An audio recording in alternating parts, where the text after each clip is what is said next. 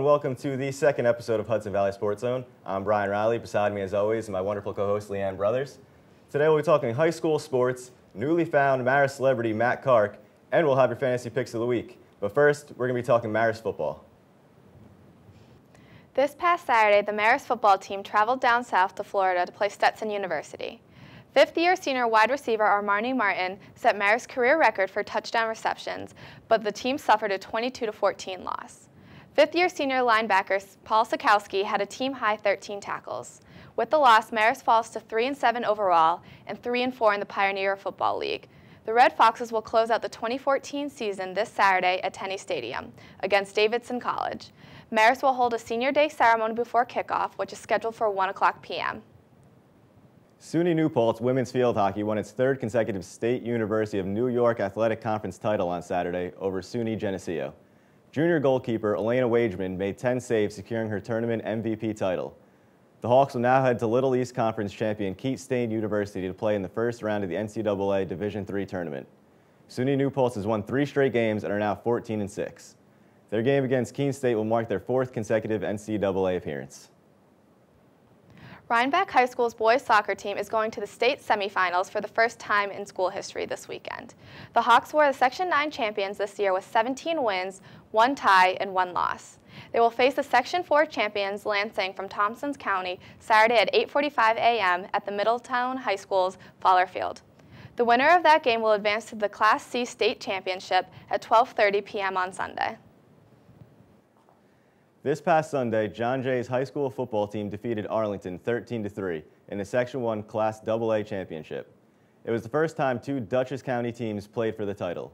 We went to John Jay to talk about the historic game and see what it was like to go in and win to move on to their first ever state quarterfinals game.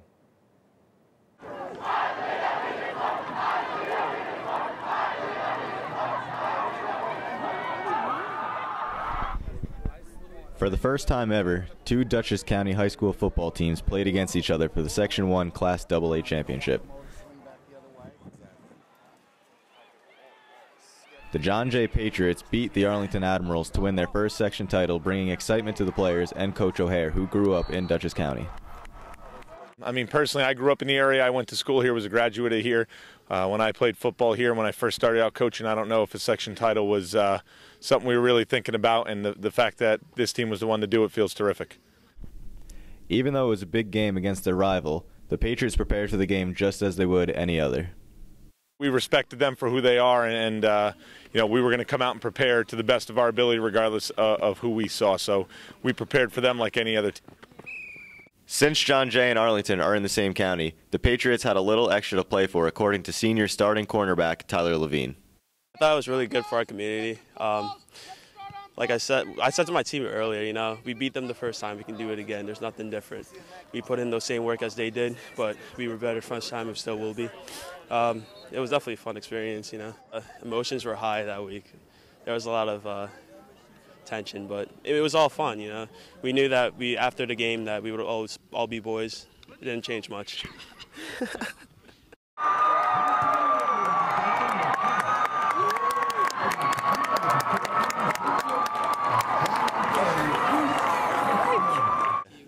It means a lot, not even Dutchess County, but just for the school, John Jay.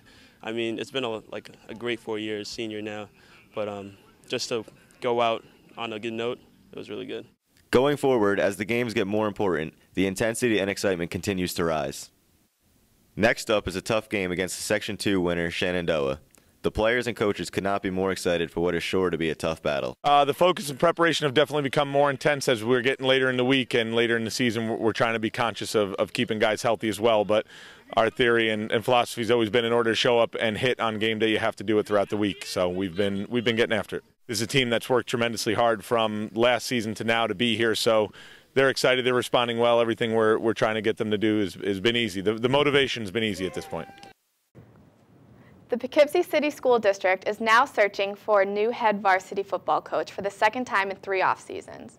Due to personal reasons, this past Thursday, John Castellano resigned as the Poughkeepsie High School's head varsity coach. In 2 seasons as coach, the team was 4-13.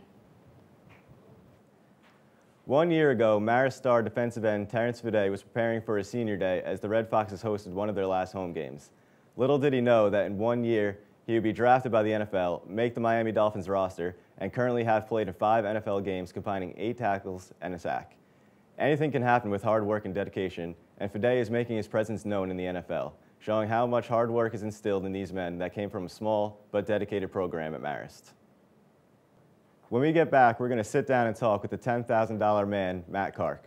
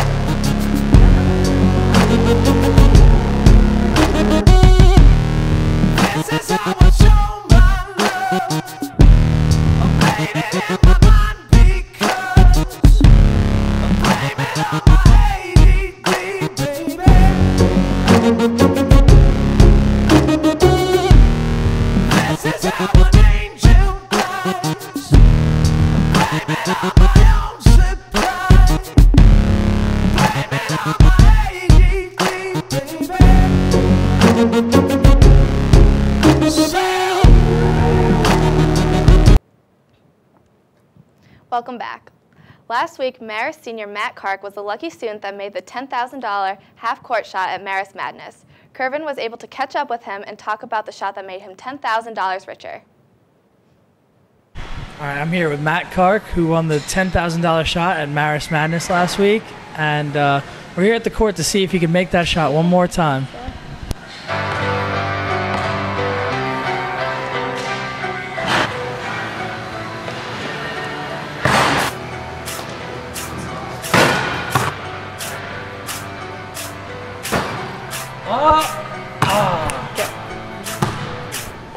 So I guess it's a one-time thing. Yeah, I guess so. Let's go sit down and have a conversation.